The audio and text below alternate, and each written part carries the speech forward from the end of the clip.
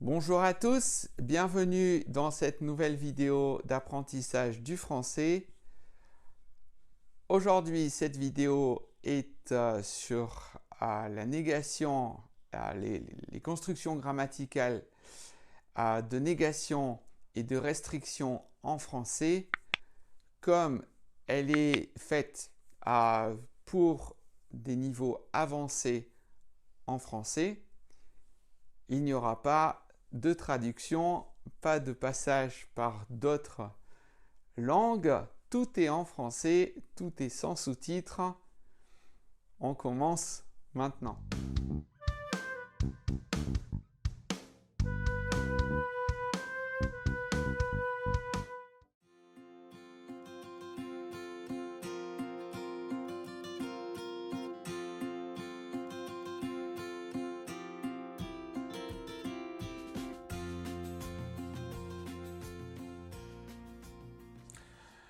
La négation et la restriction. Donc la négation, vous savez tous ce que c'est parce que vous l'avez appris dès votre premier cours de français ou deuxième cours de français. La restriction, c'est peut-être un peu plus difficile. On va voir ou revoir tout ça. Premièrement, la négation avec ni, ni. Alors, l'utilisation peut être assez évidente.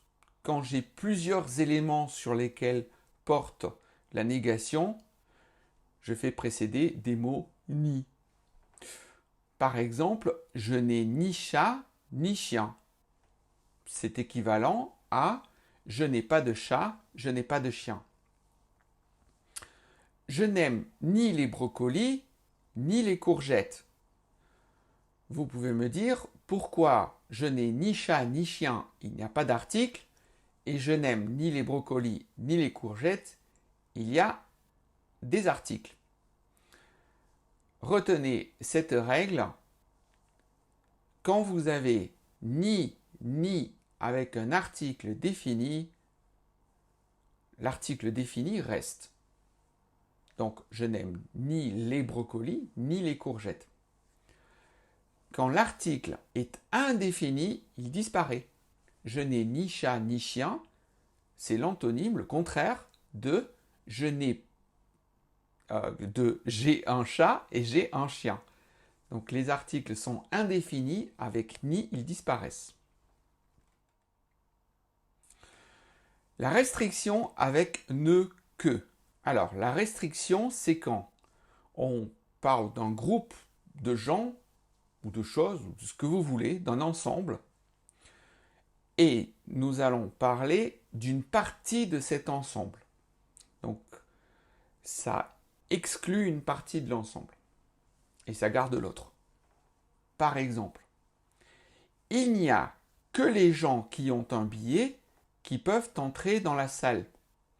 Il n'y a que les gens qui ont un billet, ça veut dire que les gens qui n'ont pas de billet ne peuvent pas entrer dans la salle. Un proverbe célèbre en français, il n'y a que les imbéciles qui ne changent pas d'avis. Ça veut dire que les gens qui ne sont pas imbéciles peuvent changer d'avis. Je ne mange des pâtes qu'avec de la sauce bolognaise. J'exclus toutes les pâtes qui ne sont pas avec de la sauce bolognaise. Donc, ne que, ça va être un instrument grammatical pour parler d'une partie du tout. Pas du tout, plus du tout. Or, pas du tout va être une mise en relief, ça va mettre en relief, ça va insister sur le verbe qui précède.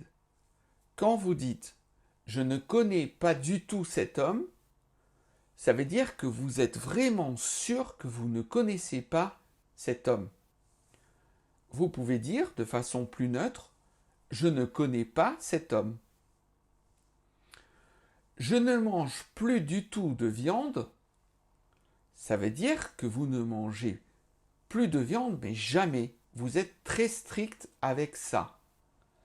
Si vous dites je ne mange plus de viande, on peut peut-être comprendre que vous faites quelquefois des exceptions.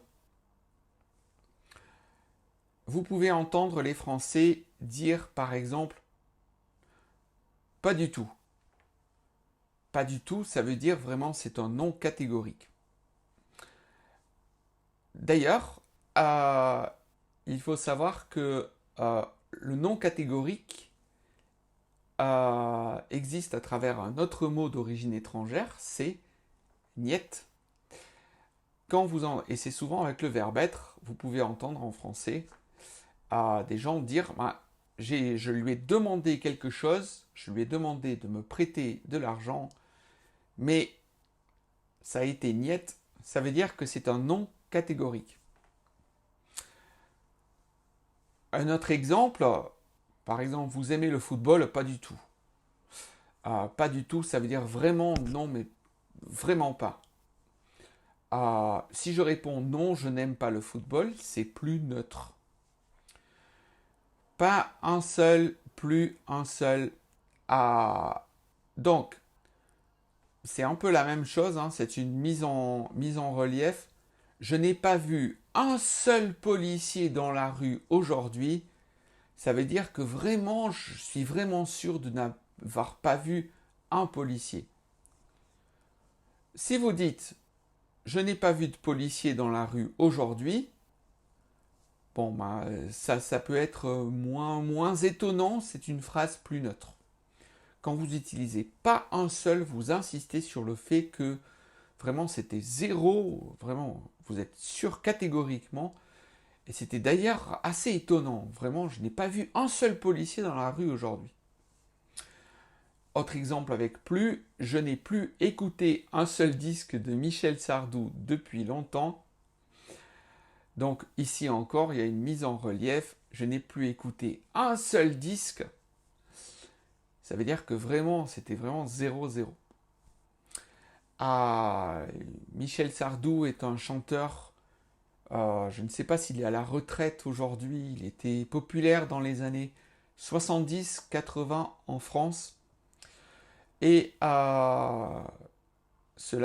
il fait un peu partie de ce que l'on pourrait appeler la vieille France. Voilà. Aimé peut-être pas par les générations les plus jeunes. Autre construction grammaticale, mais vous avez déjà l'idée hein, des restrictions et des négations. Nulle part c'est à aucun endroit, mais vraiment aucun.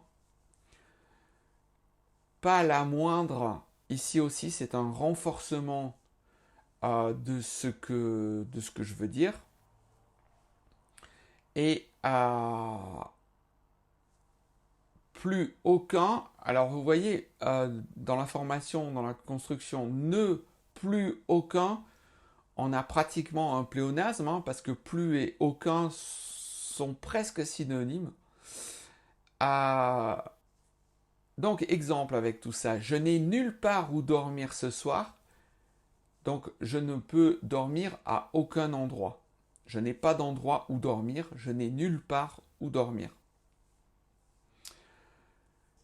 Je n'ai pas la moindre idée de ce que je vais faire ce dimanche. Je n'ai pas la moindre idée, ça veut dire que j'ai vraiment zéro idée. Si vous dites je ne sais pas ce que je vais dire, ce que je vais faire ce soir, c'est peut-être plus neutre. Ici, je n'ai pas la moindre idée, mais vraiment, aucun début d'idée. Je n'ai plus aucun ami dans cette ville, c'est la même chose. Aucun renforce l'idée d'ami. Si vous dites je n'ai plus d'amis dans cette ville, c'est moins fort, plus neutre que je n'ai plus aucun ami. Encore un, pas encore, c'est l'antonyme de déjà. j'ai déjà sauté en parachute. Antonyme, je n'ai pas encore sauté en parachute. Alors, il y a une différence, attention, entre pas encore et jamais.